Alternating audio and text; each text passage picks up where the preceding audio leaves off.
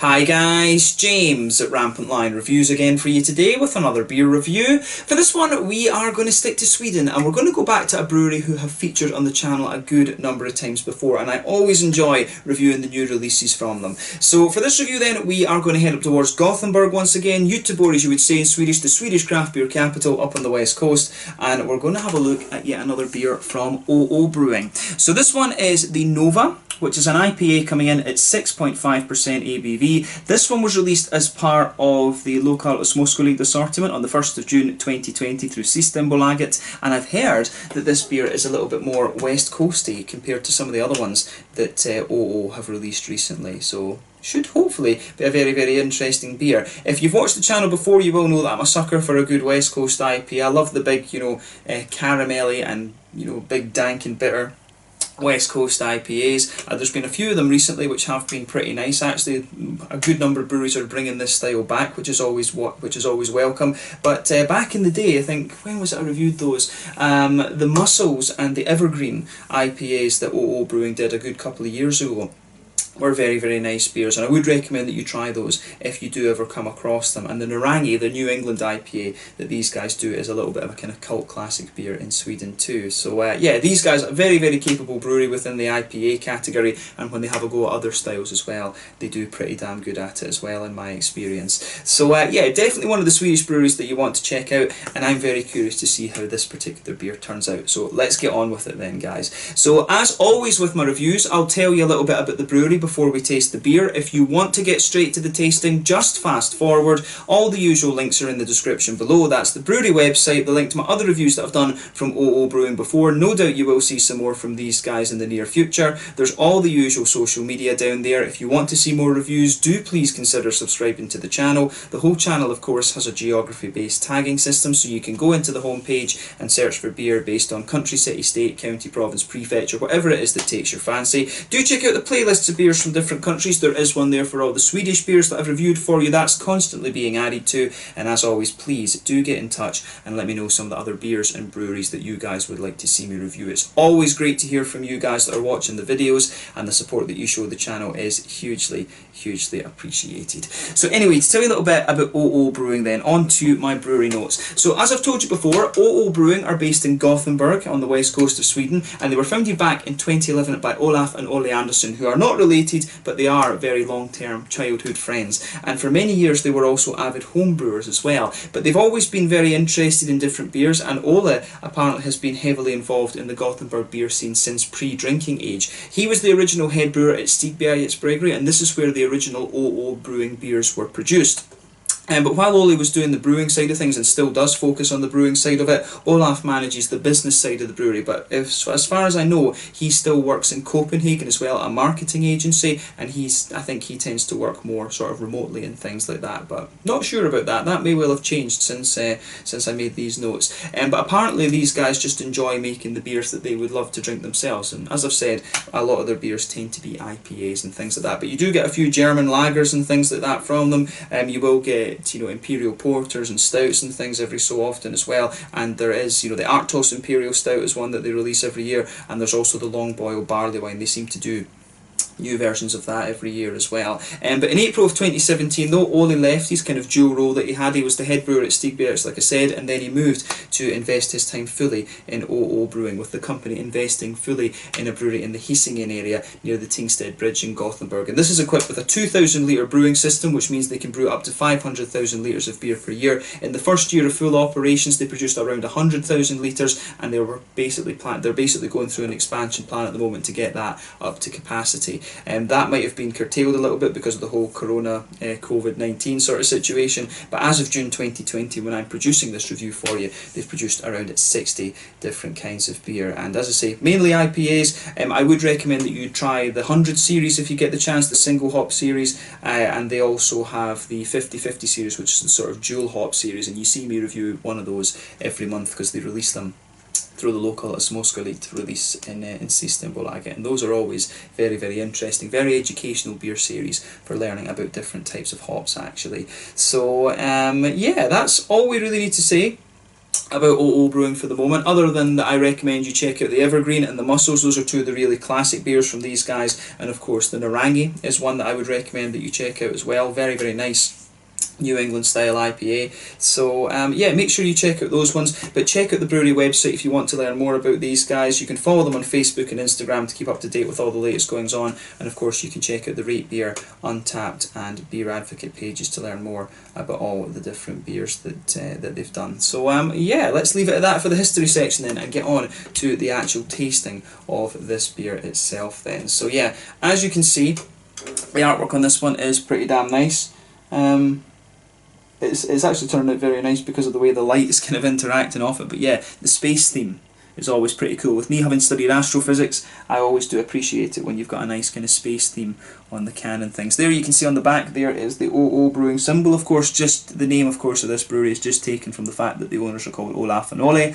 And yeah, there you can see Nova IPA, 6.5% ABV, and this one is a 440ml can. I actually had a little bit of trouble getting a hold of this one. When I did the order on the first of the month, it was just gone, and it didn't give me a can. I had to like reorder it later in the month when they restocked it. So yeah, this one came as part of a separate order from all the other ones you've seen me review this month from the local Osmosko Elite. But yeah, 6.5% IPA this one. Let's get it out and we will get on with the tasting. Very curious to see what this beer has in store for us. And as I say, this is supposed to be more of a kind of West Coasty type IPA compared to some of the other ones that we've had from OO Brewing before. This looks good and it smells really nice as well. This one, to me, just as we open up the can, I think it's quite orangey, but there's obviously a good bit of not a passion fruit, a good bit of tropically fruit coming out of this too. But yeah, look at this, look at this. Yeah, this is nice. So as you can see, this beer is poured with a nice finger and a third of head, I would say. It's quite a bumpy head actually, kind of creamy coloured head there. That's going to kind of just gradually go down as we let it settle, because it was a bit of an aggressive pour in fairness. But yeah, one or two big bubbles sticking towards the side of the glass, a few little ones going up towards the bottom of that head there, and yeah, it's kind of, as I say, it does have a little degree of haze to it, but definitely in terms of its appearance more along the lines of what you would expect from a West Coast IPA rather than anything. I don't know if they are, they say on the can it is just simply IPA, they don't specifically say West Coast IPA. But yeah, there is a bit of a debate about that. Should we kind of rename what originally was an American IPA to officially now be called the West Coast IPA? There's a bit of debate about that, but we'll be able to tell from the flavour. We can talk a little bit more about the kind of style side of it in the flavour, but in terms of its appearance and the colour, I would describe this one as a light, very kind of light amber colour, this. But you can see if I put my fingers behind the glass, there is a degree of haze to the beer, but mainly this one is a hell of a lot clearer than a good number of the other ones that you are going to try actually. But yeah, this one, nothing overly surprising about this one in terms of its appearance when you consider what style it is actually. So let's take a closer look at the aroma then and just see how we get on with this one. That does smell pretty nice. Yeah. So straight away with this beer, it does smell a little bit more, to me it strikes me as being one of these ones that's a more kind of modern take on the West Coast IPA. It strikes me as being like a lower IBU West Coasty type IPA. So yeah, straight away with this one you get a little bit of a kind of bready malt base out of it.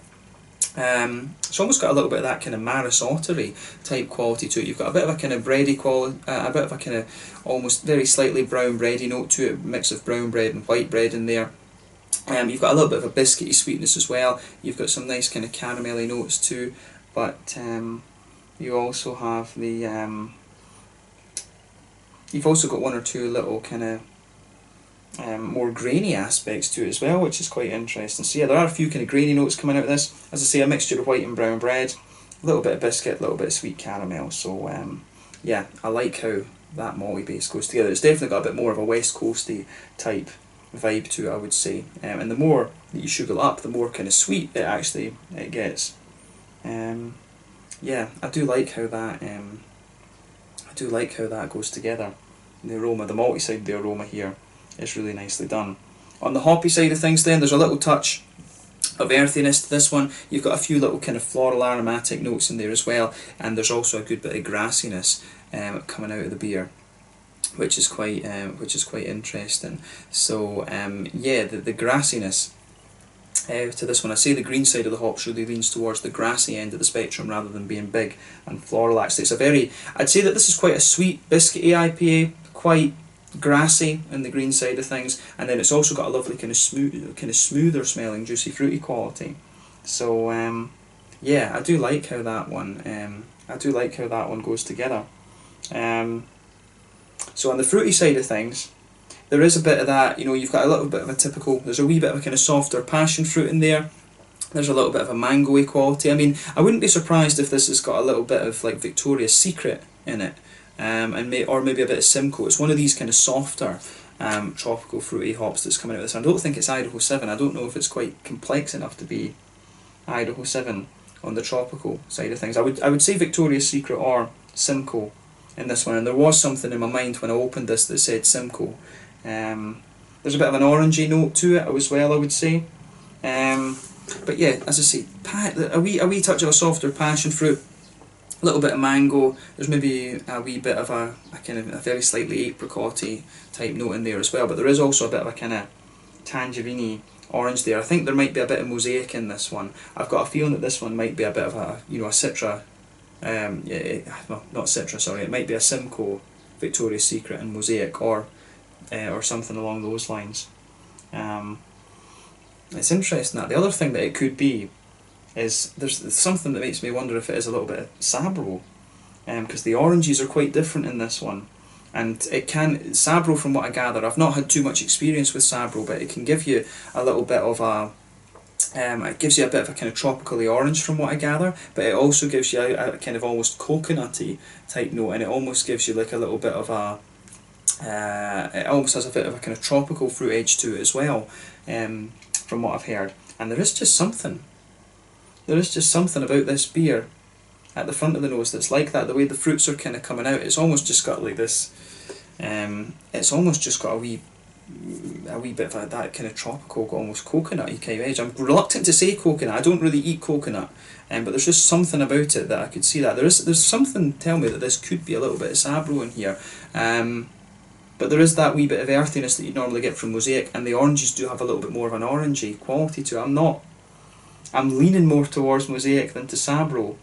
And as I say, I don't have too much experience with Sabro, but from what I know of it, having seen other reviewers talk about it, I'm sure I've had 1 or 2 beers with Sabro in it, but I think it's pretty sure it's quite unlikely. I always like playing Guess the Hops with these IPAs, as you'll know if you watch the channel, but I'm pretty sure this one, I think it's probably Victoria's Secret or Simcoe is the tropical hop, and I think it's more likely to be Mosaic that's giving you the other thing there. But you know, if it did happen to be Victoria's Secret and Sabro, that would be a pretty interesting combination, I have to say. That would be really interesting to see how it turns out. There's loads of other hops it could be, of course. For tropical note, for the kind of tropical fruity notes, you could have Eldorado, you could have Galaxy, you know, there's the Ruakas, the Rakals, and all these kind of ones from New Zealand that are going to give you similar notes.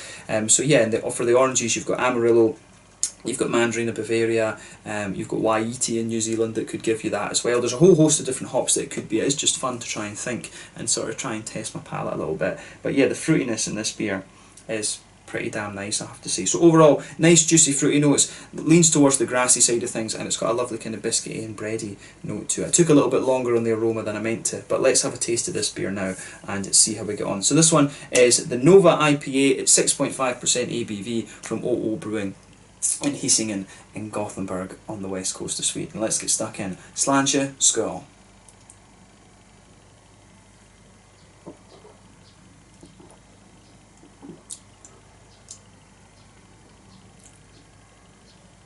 Yeah, that's really nice actually. I like how this one goes together. I mean, it is, I think what I was saying earlier about it being one of these more kind of modern takes on the West Coast IPA, it is a little bit more, it is kind of fitting into that category for me, but it leans a little bit more towards the bready side of thing. But in fairness, you do get a little bit more bitterness out of this one compared to some of the ones that I've had.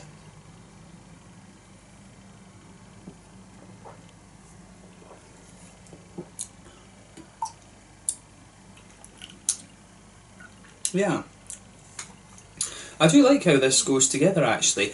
What I'll say though, I have to admit, I would say that this one, palates change and things of course, and remember that these beers were reviewed a good couple of years ago. This one doesn't quite strike me in the same way that the Muscles and the the Evergreen did those years back. Those I remember having a good bit of a sweeter malt base to them. If we're talking about a more West Coasty type IPA, this one is a bit more kind of bready rather than anything else. It does have a good little bit of breadiness to it, but the bitterness in this beer does build the further that you go into the aftertaste with it actually. So it's a really interesting, it is a really interesting one this, but this one actually strikes me as being a more kind of bready IPA rather than anything actually.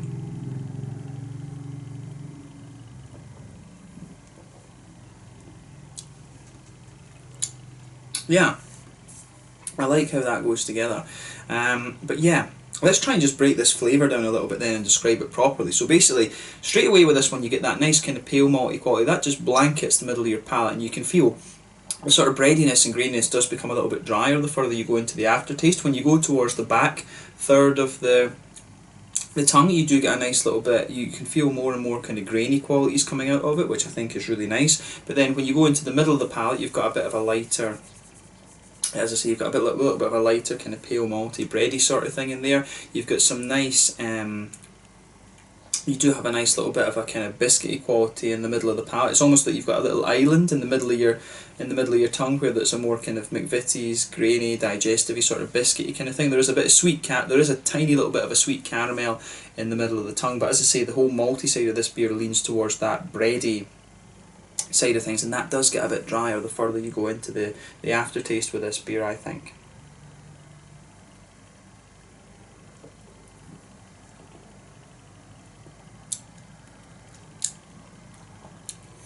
But yeah, this one, I think it's pretty, it's pretty solid in this. It's quite different, as I say. They're older, more West Coasty IPAs that I had were a bit kind of more malty and caramelly than this one is. This one definitely strikes me as being more the more modern takes on the West Coast IPAs that we've had recently, such as the ones from Stig Bjerret's and Bierbibliothek and other breweries. You know, they have been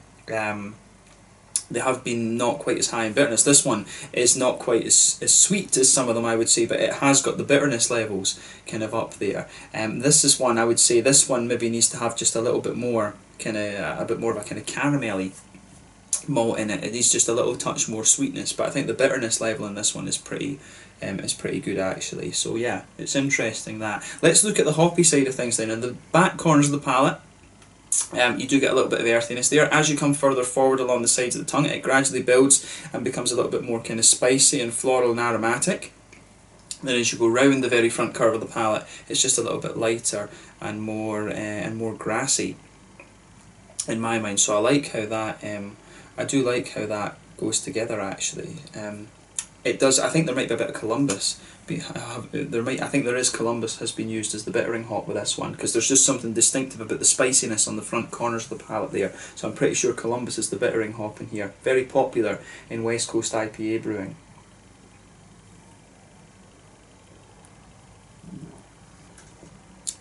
But yeah, I like that about it. Definitely a little bit more of an older Columbus kind of thing. On the front third of the tongue, you've got that nice oily bubble where those juicy fruity esters kind of push their way out of the beer. If you go towards the back of that, you do get a little bit of a kind of darker grapefruity note out of this one. I mean, there could be, the other thing, there could be a little touch of Chinook or something in this. That could be possible going from the flavour. I didn't pick that up in the aroma right enough. There wasn't the kind of really strong grapefruity notes that you normally get from Chinook, so that's an interesting point. But yeah, there is a wee bit of that really dark, very strong tropical fruit note there. As you move further forward from that, it does get a little bit more. There is a wee bit more of a kind of slightly passion fruity note to it. It does kind of evolve to be more like that. And there's a few other wee tropical fruit complexities. I'm not quite sure if it's. I don't think it's mango. But I'd say maybe this one, it's almost kind of straight up darker grapefruit, then passion fruit, and then as you reach the kind of front half of that front third of your tongue, it is more sort of orangey, I would say.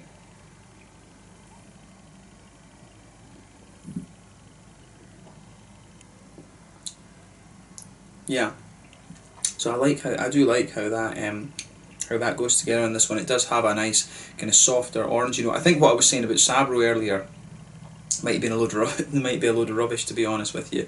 I don't think, going by the flavour, I don't think there's Sabro in this one, but I like how I do like how the fruity side of this goes together. Quite a bit of a darker kind of grapefruity note. As I say, when you come forward, you get a bit more passion fruit out of it. Then it kind of quickly becomes a more sort of oily, orangey kind of thing actually. So I like how that goes together. As I say, good little bit of a kind of big kind of spicy note. Big sort of spicy floral aromaticity, and then you've got the darker kind of grapefruits there, so it really does have that kind of more old school type quality to it, this one. So yeah, on the flavour I'd say maybe a bit of Columbus Chinook maybe, and maybe Mosaic actually. I don't know if there's maybe I don't know what the darker, the more I've got a feeling there might be. I've got a good feeling that there's Chinook in this one from the flavour, but you know, I could simply guess the hops with it all day. But it does have that dark, that kind of nice, big, spicy floral aromatic, slightly almost resinous bitterness that you want from a more West Coasty IPA, and it's got the darker kind of tropical fruits as well. But it has got a wee bit of an orangey note on the front kind of tip of the tongue too, which is nice. But yeah, this is a solid IPA in my mind. A little bit more old school, but not quite as sweet and oily, I think, as I remember the Evergreen and the Muscle Speeding. Those two are really nice. I need to get one or two of those again and maybe do like a live stream or something with the old school OO Brewing beers.